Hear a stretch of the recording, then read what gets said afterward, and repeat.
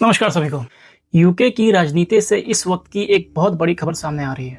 UK के prime minister mister कीर Starmer ने officially अपने पद से रिजाइन करने की घोषणा कर दी है। सिर्फ 2 साल पहले लेबर पार्टी ने एक हिस्टोरिक इलेक्शन विन हासिल की थी, लेकिन अब उन्होंने अचानक स्टेप डाउन करने का फैसला ले लिया है, जिसने सबको चौंका दिया। अब सबसे बड़ा सवाल ये है कि यूके का अगला प्राइम मिनिस्टर कौन बनेगा। इस समय सबसे मजबूत नाम ग्रेटर मैनचेस्टर के मेयर एंडी बर्नहम का चल रहा है, जिन्हें लेबर पार्टी के कई सीनियर लीडर्स का समर्थन भी मिल रहा है।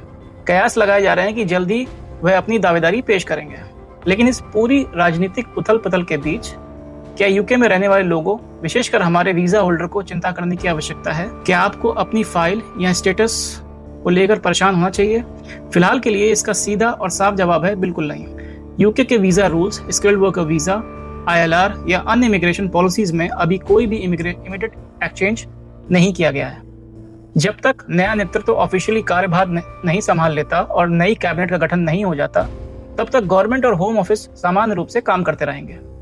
आपकी एप्लीकेशन और प्रोसेस पर इसका कोई असर नहीं पड़ेगा। चलिए अब आते हैं सबसे महत्वपूर्ण सवाल पर, जो कि हर किसी के दिमाग में घूम रहा है।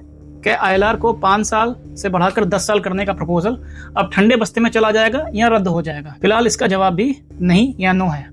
आपको ये समझना होगा कि प्रपोजल सिर्फ कीर स्टारमर का व्यक्तिगत निर्णय नहीं था, बल्कि लेबर गवर्नमेंट की इमिग्रेशन व्हाइट पेपर की नीति का हिस्सा था। इसलिए प्राइम मिनिस्टर के रिजाइन करने मात्र से ये प्रपोजल अपने आप पूरी तरह खत्म नहीं होता। लेकिन यहाँ एक सबसे जरूरी और राहत की बात है कि यह बदलाव अभी तक पूरी तरह से लॉ यानी कानून नहीं बना है। इस पर कंसल्टेशन और आगे की लेजिस्लेशन की प्रक्रिया अभी चल रही है। इसका मतलब यह है कि जब नया लेबर नेतृत्व आएगा, तो उनके पास इस पॉलिसी को कंटिन्यू रखने, इसमें मॉडिफाई करने या फिर इससे थोड़ा सॉफ्टन होने और आसान बनाने का बिल्कुल विकल्प होगा। संक्षेप में कहें, शॉर्ट में कहें, तो आज की तारीख में आपका 5 साल का ILR रूट मौजूदा नियमों के तहत पूरी तरह अवेलेबल और सुरक्षित है। किसी के भी वीजा या समय सीमा पर इसका कोई इमीडिएट चेंज नहीं पड़ेगा। नए प्राइम मिनिस्टर के आने के बाद कैबिनेट रिशफल जरूर हो सकती है, लेकिन जब तक कोई आधिकारिक घोषणा नहीं होती, अफवाहों पर ना ध्यान दें। तो ये थी आज तक की न्यूज़ जो यूके में चल रही है। बाकी जय हिंद, जय भारत।